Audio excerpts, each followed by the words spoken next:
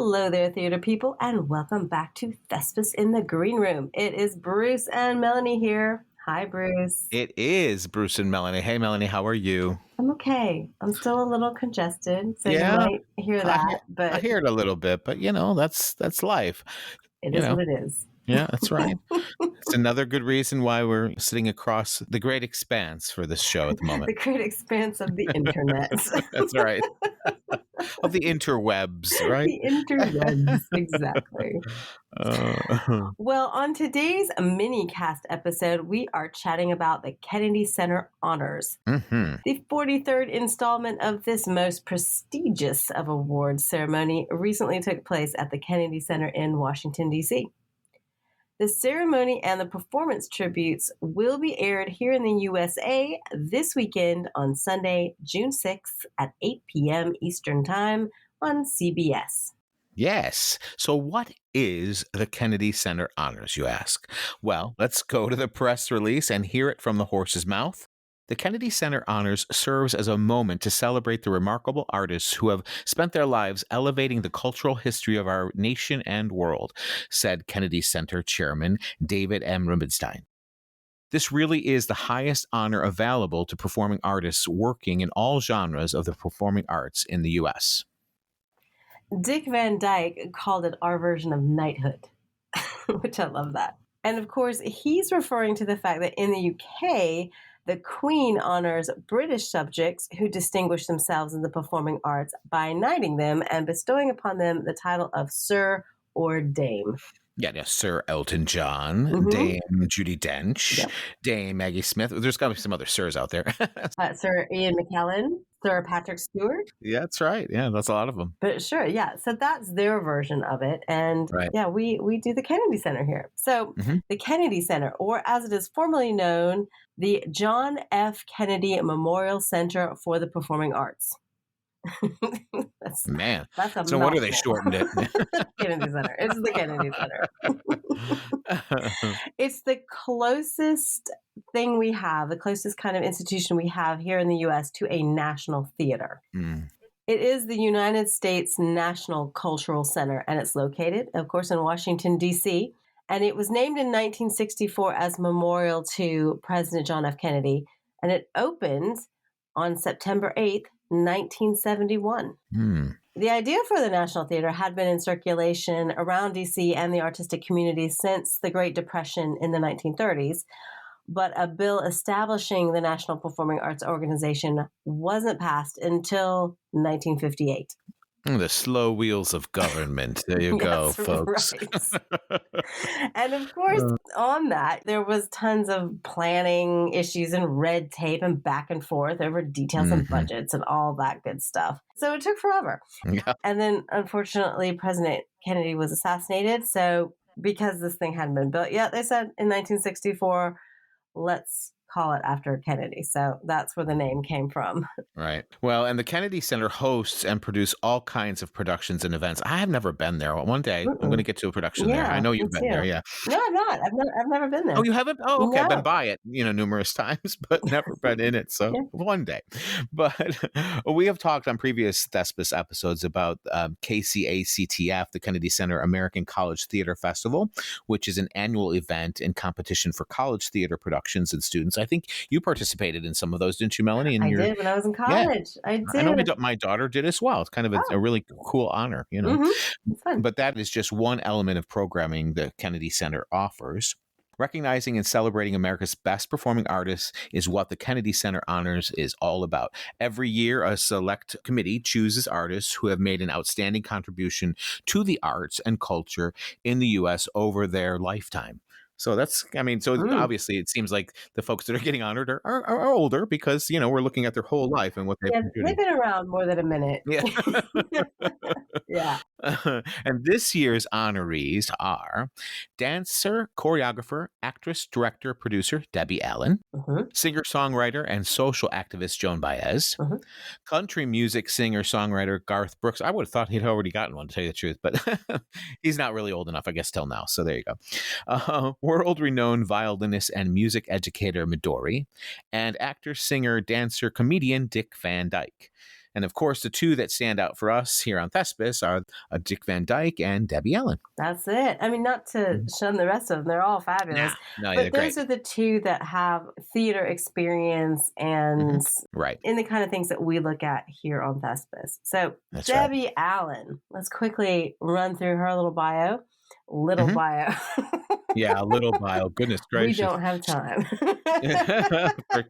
for covering it all, right? I mean, I'll try to make a little succinct version, but this hardly covers it. But she has several Broadway credits to her name, and she was nominated for a Tony Award for her Anita in the 1980 Broadway revival of West Side Story. And in 1986, she had the title role in the revival of Bob Fosse's Sweet Charity, and that scored her second Tony nomination. In 2008, she directed the all-African-American Broadway production of Tennessee Williams' Cat on a Hot Tin Roof. Her on-screen role in the movie Fame, and then later the television series by the same name, earned her 4 Emmy Award nominations. Now, that's where I'm knowing her from. That's when I started to kind of recognizing her. Yeah, it was Fame. I'm going to live forever. That's it. Her and Irene Cara. That's right. And Debbie Allen also became the first Black woman to win a Golden Globe Award for Best Actress in a Television Series, Musical, or Comedy. And then that was for her work on Fame. Her credits, nominations, and awards for projects on screen are ridiculously vast. And this really would cease to be a mini cast if we listed them all. But audience may have seen her recently on the long-running show Grey's Anatomy, where she also often directs episodes, and she is a series producer. And I'm a huge fan of that show. I'm completely up to date. No way. Are you really? Oh my gosh. I've decided I will not start it because that's just too many years to invest. I think. I mean, they've been on they're in season 17. Yeah, I something think. Crazy. Yeah. It's wild.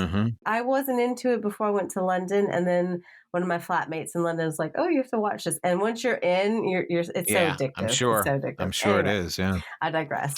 So the Debbie Allen Dance Academy, which is a nonprofit organization, she founded that in 2001. And she has 20 Emmy Award nominations. She's won 3 of them. She has a Golden Globe Award, which we mentioned, and she has received a star on the Hollywood Walk of Fame. So. And not last but not least, she's the sister of Felicia Rashad as well. That's right. Some more, I guess, television royalty in a way. Yes, definitely. Yes, yeah. That's right. Incredible bio. Incredible woman. And I think, if I remember correctly, Asha Daniels, who we've interviewed here on Thespis, she's an actress and a director in our vicinity here, in our community. She did some work with Debbie Allen. So she's worked with her before. Oh, that's cool. Which is amazing, because I remember her talking about what an incredible mentor Debbie Allen was for her. So that's excellent. Truly inspirational. Wow. Yeah, very good. Well, and our next honoree, Dick Van Dyke, well, he got his start in radio and on Broadway. His role in the Broadway production of Bye Bye Birdie earned him a Tony Award, and he later went on to star in the film adaptation of the show, marking his screen debut. This led to his sitcom, The Dick Van Dyke Show, which that's what I was first introduced to, in reruns, of course, but it was a lot of fun. And that launched Mary Tyler Moore, who played his wife on that, I think. That's right. So, great. Yeah. So that led to Dick Van Dyke, which got the attention of Walt Disney and led to his most famous part as Bert in Mary Poppins. And of course, that's what's brought so much attention to him over the years. I mean, people just know him from playing Bert, and he also then got to make a cameo in the remake, or no, that's not. I guess it wasn't a remake. Yes, it was a remake. The remake. No, it was a sequel. Because it was a different story, so it wasn't different storyline. Yeah. That's right. Yeah, so that was kind of neat to see him be brought back. And I saw an interview with him talking about the Mary Poppins Returns, the sequel that he had a part in, and he has a dance number in that. And he was, that's right. Like 91 when he did that. Yeah, I mean, amazing. Incredible man. I know. I think everybody was like speculating: is he dancing himself? Did he really do the dancing? He did. But yeah, he did. I saw the interview. He said the choreographer offered him 3 different versions. A simple, intermediate, and a advanced, and he chose the advanced version of the choreography because He Good was for like, "No, I'm him. not gonna back down from this." Yeah. I love that. I Well, and love that. somebody that is experienced that way anyway, Mhm. some of that, I mean, yes, you're older and everything's harder, let's face it. But again, those things are still, for lack of a better phrase, still in your bones, the Mhm. movement and the rhythm and the feeling and all that kind of thing. So good for him Mhm. for doing that. That's Yeah, incredible. Yeah. absolutely. Well, and he's had an incredible career in film and television. He has 5 Primetime Emmys, a Grammy Award, and then in 1995, he was inducted into the Television Hall of Fame. In 2013, the Screen Actors Guild awarded him the SAG Life Achievement Award, and he also has a star on the Hollywood Walk of Fame. So, I mean, pretty amazing. And truly incredible. And that's another thing I've not seen. I have never been to California. Oh, wow, yeah. So I have never seen the Hollywood Walk of Fame. So I need to go see it. I have been. It's been many years, and of course I didn't walk the whole thing, but it's really kind of cool to see. Mm. I mean, it's just one of those things you do want to walk down and see. Some of it's in some gritty parts of California, though. So you think Hollywood Walk of Fame, you think glamorous and all Yes. the, but it gets Not in all some of it. seedy parts because it's pretty long. This sidewalk of fame, Mm. Mm. So yeah, but it's pretty cool to see. It Yeah, really I is. need to see that. I mean, I guess technically I was in the airport in San Francisco, but that is the only moment of California I have ever experienced was changing planes in San Francisco. Yeah. Well, well, at least you can say you touched down there, so I touched down, yes. That's it. I didn't leave the airport. I just changed terminals and that was it. That's pretty much my experience in Hawaii. I've Oh, been in right. Hawaii a couple of times, but only the airport. Right, right. I don't really feel like airport transfers count for No, it anything. doesn't really, does it? No. But Well, back to the Kennedy Center. yeah, I'm looking forward to I always enjoy watching the award Mm. show. I try to catch it. I always felt like though it was in the wintertime. I guess I must be No, wrong, no, but it got no. messed up because of COVID. Yeah. So Okay, there that's you something go. they said in the press release is the schedule is weird. It usually is in December. Yeah, okay. I thought it was close to Christmas time. Right, Yeah, okay. right. But Very good. because of So I good wasn't old losing my mind. COVID, it messed up the Hmm. schedule. So we're finally Yeah. getting to it now. Yeah, but that's really cool though, and I'll look forward to it again. I always look forward to seeing it. They always do great tributes. You get to see great highlights of these people's careers, and Mhm, they're truly worthy of the accolades that they're mhm. receiving. And sometimes you find out so many things that they were a part of that they've done in their career that you You weren't had aware no of. idea, right. Yeah, Especially if there's somebody that you've only come to know recently, and then you find out, "Oh my gosh, like 20 years ago, they right. did this humongous project, which Yeah, trailblazed this whole element of our industry," or whatever. So exactly. it's really fascinating. And yeah, they always have some fantastic performers. So of course they Oh have yeah. other celebrity performers coming on and singing or dancing or making speeches or whatever it is. Are you familiar with Derek Huff, who Yeah. is a dancer and performer, and he Yep. was on Dancing with Stars Forever? Yeah, forever. Yep. He is going to be doing Step in Time from Mary Poppins Oh, as a tribute cool.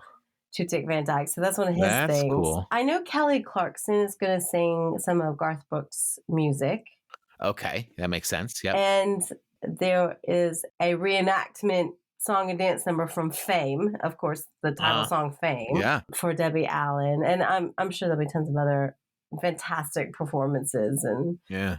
I think they do most of the time they do it all in that big theater space. Yep. But because of COVID and because of the way this worked out, I believe they have filmed all over the Kennedy Center campus. Oh, that's kind of cool. So it's not actually live performances then Right. Well, I mean, necessarily. it's always been recorded. It's been live for the people experiencing it. Exactly. Yeah, but Yes. it doesn't say if they did it all over the Right. Kennedy Center, it couldn't necessarily be live for all the people Right. experiencing it as well. Right. Yeah. So some of it was virtual for Right. the honorees experienced it as a filmed Hmm. production themselves. Because I think that the Derek Huff Step in Time number, I believe that is all over the campus. Like they're Mm. dancing down the sidewalks and stuff. Hmm. And Like he I did all over London. So, right, yeah. exactly. Yeah. And I You think have to do the that. Fame number was filmed outside as well. So Right. right. Oh, very So cool. I am so looking forward to it. It should be fun. Yeah. Yeah, me too. Yeah, it's one of those things I love to see that, the Tony Awards, Hmm. And that's a side note as well, Bruce. So, White Cherry Entertainment is the producing organization who is producing this broadcast of this event. And they Hmm. also happen to be the producers of the Tony Award broadcast. Oh, interesting. So there's Okay. a little tie in there. White Cherry Entertainment, they know what they're doing when it comes to broadcasting stage Yeah. award shows. I So wonder if this is, something that they're regularly tapped for, or they have been doing this for a number of years, and they have okay. been doing the Tony Awards for a number of years. I think they also do the Emmy Awards, so they are masters of their craft for sure. So I just think that's interesting that it is tied into the Tony Awards a little bit. Yeah. Very good. Well, I'm looking forward to it, Melanie. Me too. We'll have to catch up afterwards and compare notes. Right. I can't wait. Well, until next time, we better get moving. All righty, Bruce. All right, we'll see you. Okay. Bye bye. Bye. Thespis in the Green Room is a Courageous Crossings production.